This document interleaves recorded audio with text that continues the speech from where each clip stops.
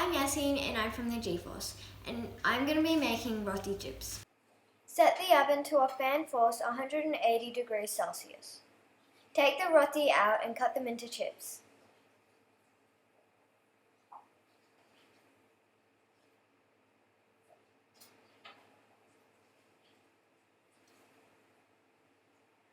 Lay the roti chips onto a baking tray.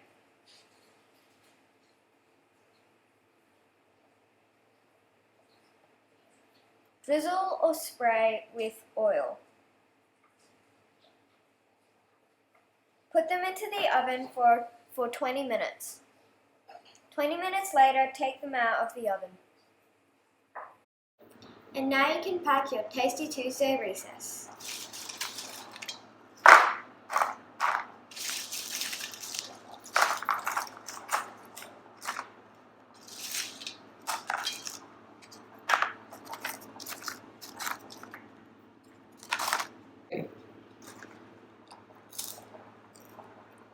It's actually really good.